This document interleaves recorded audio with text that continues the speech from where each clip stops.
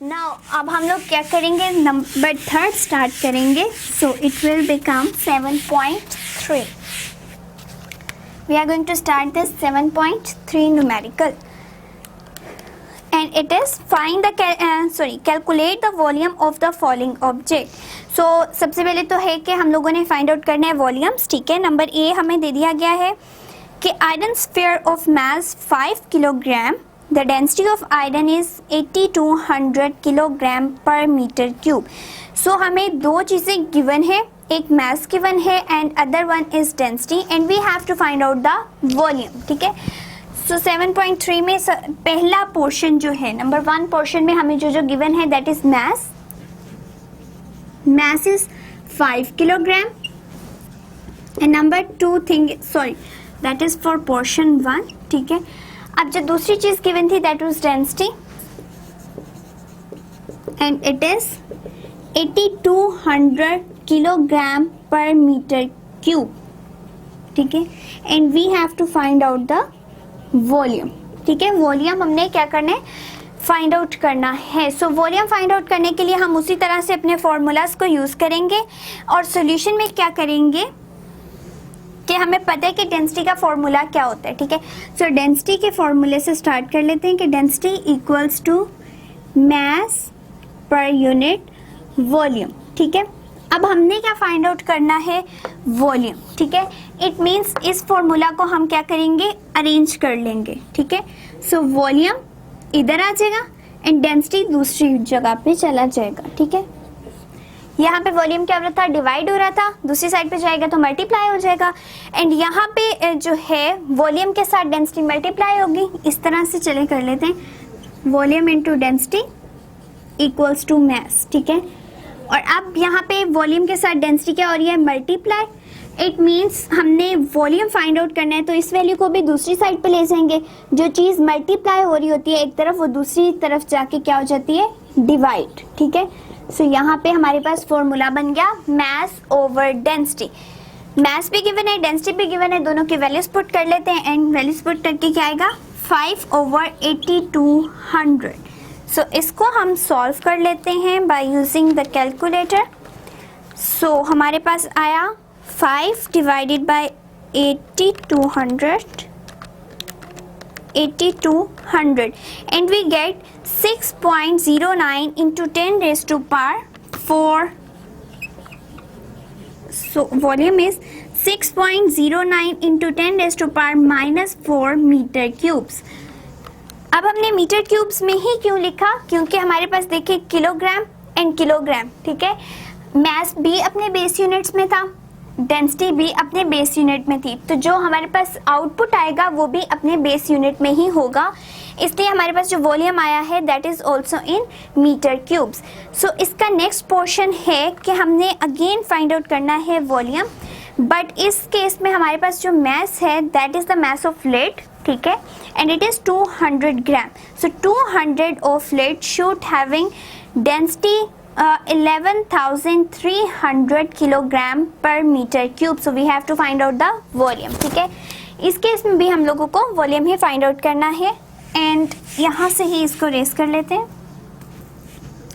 चलिए ये पोर्शन भी इसी तरह आएगा. ठीक है, जस्ट हमने यहाँ पे वैल्यूज चेंज करनी है. ठीक है, सो मास ऑफ बॉडी का क्या बताया गया है, इट इज 200 ग्राम.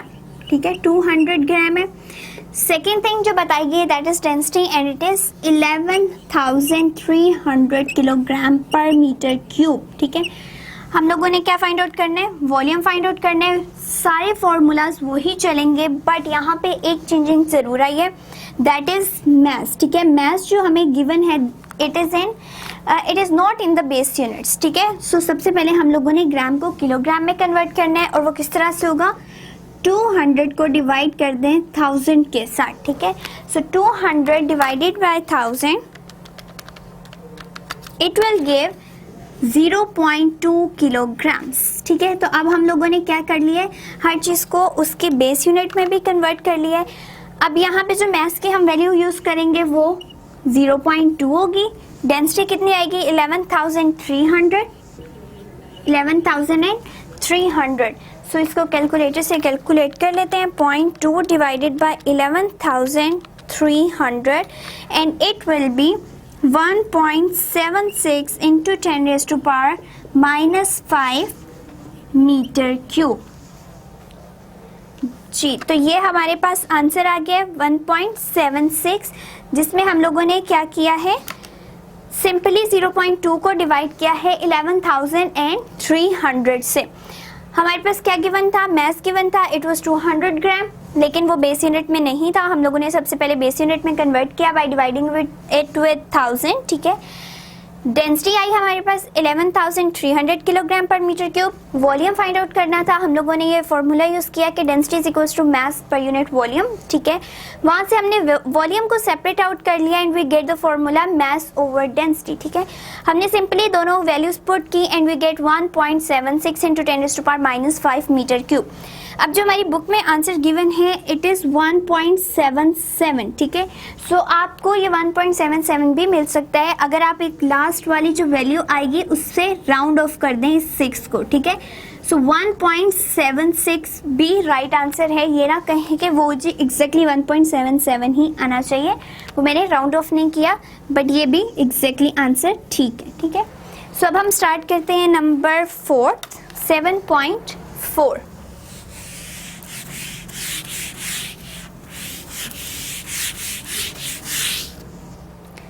7.4 is, यहाँ लिख लेते हैं 7.4. The density of air is 1.3 kilogram per meter cube. Find the mass of the air in a room measuring 8 meter into 5 meter into 4 meters. ठीक है. So पहली बात हमें कही गई है कि density of air जो है that is 1.3 kilogram per meter cube.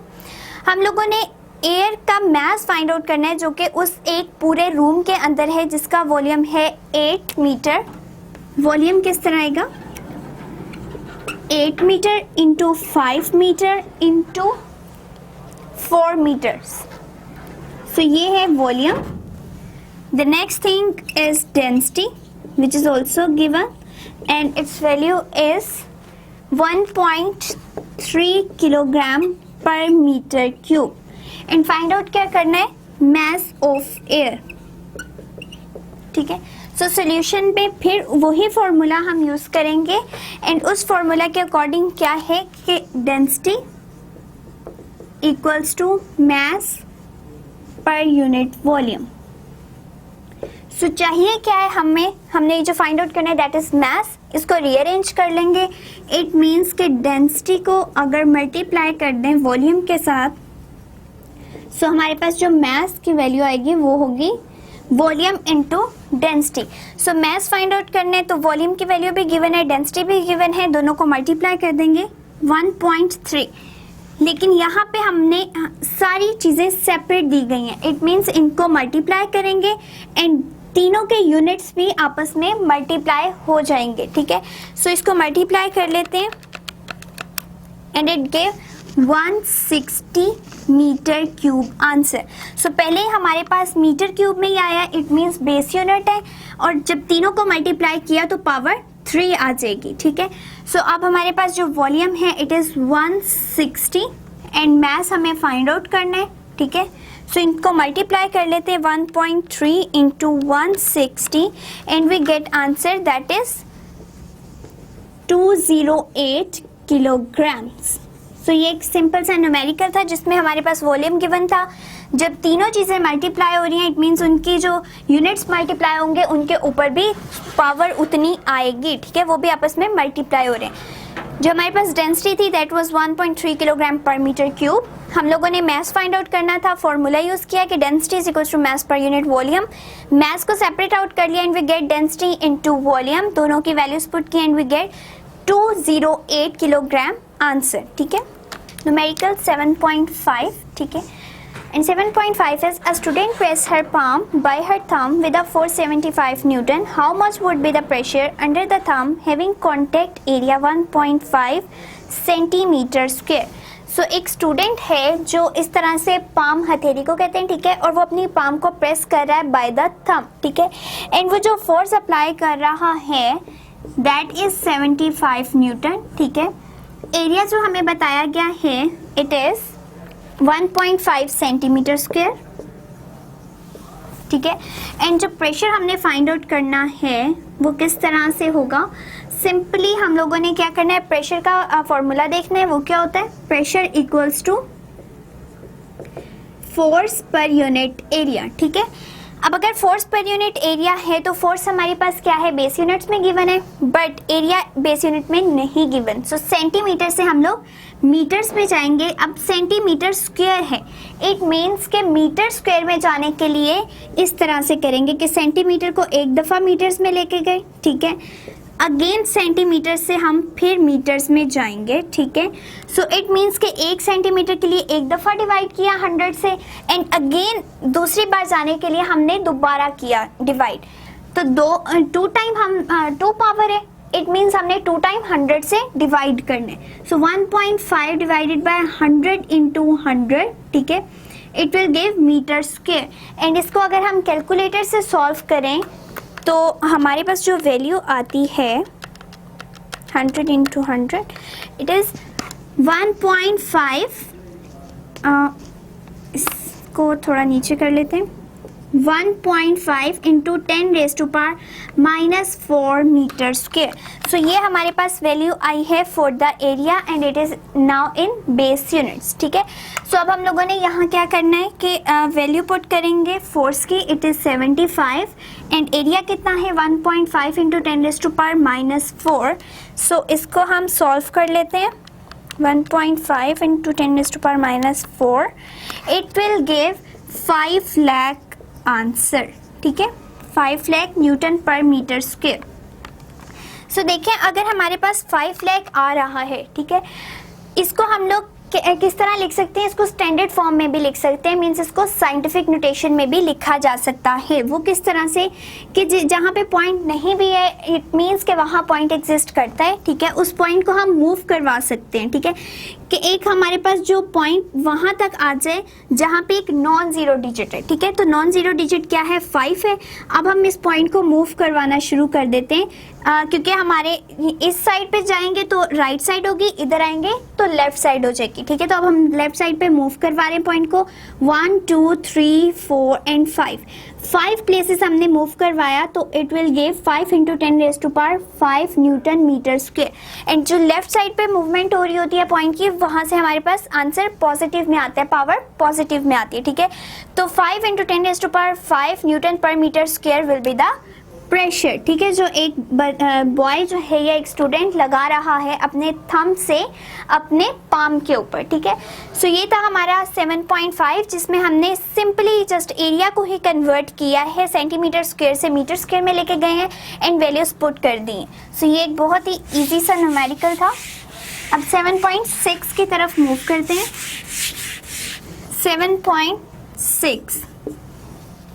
7.6 क्या है हमारे पास अब, A head of a pen is a square of side 10 millimeter. Find the pressure on it due to a force of 20 Newton.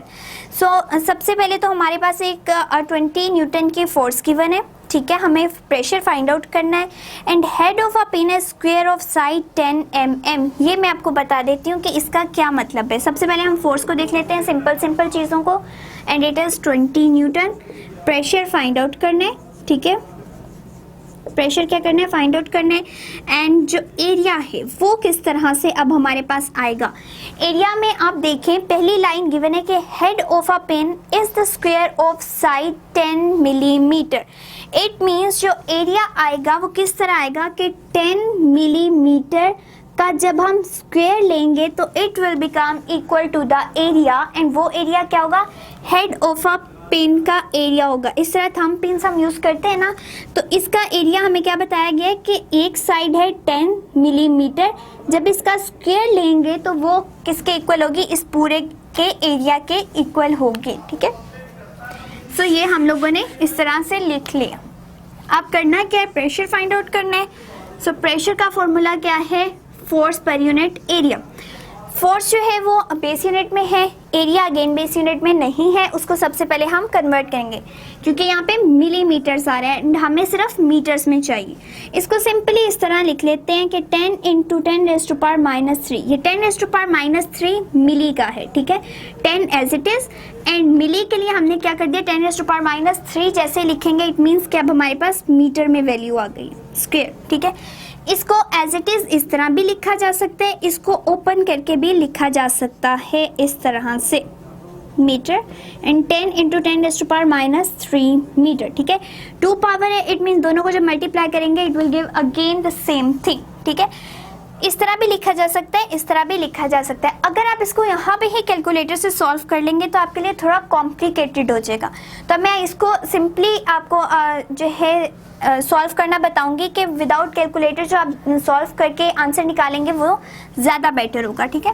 So force हमारे पास जो है इट इज़ 20, एरिया किस तरह आएगा 10 × 10⁻³, ठीक है, एंड अगेन 10 × 10⁻³ सिंपली आप क्या करें इन दो वैल्यूज को मल्टीप्लाई कर लें, ठीक है। 20 × 10 × 10 क्या होता है 100, ठीक है। अब हमारे पास क्या बची ये पावर वाली वैल्यूज, ठीक है, वो किस तरह से आएंगी 10⁻, जब पावर बेसिस सेम हो, बेस क्या है दोनों की 10 एंड 10, बाकी क्या बचा पावर्स, तो बेसिस सेम हो पावर ऐड हो जाती हैं, ठीक है, इस तरह से ऐड होती हैं +-3 होती बेसिकली ऐड है, ठीक है, लेकिन जो भी साइन उनके साथ होगा उसको मेंशन जरूर करेंगे। तो यहाँ से क्या बन जाएगा -3 = -6, ठीक है। इट मीन्स कि हमारे पास यहाँ पे आ गया -6, ठीक है। अब आप क्या कर सकते हैं कि इस जो पावर को है ऊपर लेके जा सकते हैं, ठीक है। नीचे जो है वो 10⁻⁻6 में है, इसको जब ऊपर लेके जाएंगे तो इट विल गिव यू 10⁻6, ठीक है, एंड 100। अब आप सिंपली इसको डिवाइड कर लें, ठीक है, इस वैल्यू को सॉल्व कर लें। सो हमारे पास आएगा 20 / 100 इट विल गिव 0.2 × 10⁻6, ठीक है। अब हम क्या चाहते हैं, हमें वो वैल्यू ज़्यादा ऑथेंटिक लगती है जिसमें ज़ीरो शुरू में ना हो, ठीक है। जो चीज़ एक नॉन ज़ीरो वैल्यू से स्टार्ट हो वो ज़्यादा जो है पावरफुल होती है, ठीक है। सो हम इस पॉइंट को सिंपली मूव करवा सकते हैं, इसको हम लोग राइट साइड पे ले जाते हैं, ठीक है। अगर हम इधर लेफ्ट साइड पे लेते आएंगे वो ज़ीरोज़ ही बढ़ते जाएंगे, तो अब अगर हम लोग राइट साइड पे लेके जाते हैं वहाँ से हमारे पास 2 आ जाएगा। सिंपली इस जो है पॉइंट को मूव करवा दिया एक डिजिट, हमारे पास आ गया 2, ठीक है। तो पॉइंट यहाँ पे आ गया, उसके बाद 0 एंड जब हमने राइट साइड पे मूव करवाया तो जो पावर आएगी वो आएगी नेगेटिव में। हमने एक डिजिट बैक मूव करवा दिया, राइट साइड पे मूव करवाया, तो इसका मतलब है 10⁻⁻1 साथ आ जाएगा एंड 10⁻6। अब इसी तरह यहाँ पे हमारे पास 6 पॉजिटिव में है, बेसिस सेम है, पावर्स ऐड हो रही हैं, तो +-1 इट मीन 6 - 1 आया and it will become equals to 5। So हमारे पास जो टोटल प्रेशर आया है इट इज़ 2 × 10⁵ Nm²। सो ये था हमारा न्यूमेरिकल नंबर 7.6 जिसमें हमें फोर्स गिवन थी, दैट वाज 20 न्यूटन। बेसिकली जो हमें चीज़ देखने वाली थी, समझने वाली थी इस न्यूमेरिकल में कि एरिया किस तरह आ रहा है। एरिया इस तरह से आ रहा था कि square of side of 10 millimetre, it means 10 millimetre का स्क्वायर लिया एंड उसको हम लोगों ने मिली को चेंज कर लिया मीटर में एंड देन हम लोगों ने सिंप्लीफाई करके आंसर निकाला, दैट इज 2 × 10⁵ Nm²।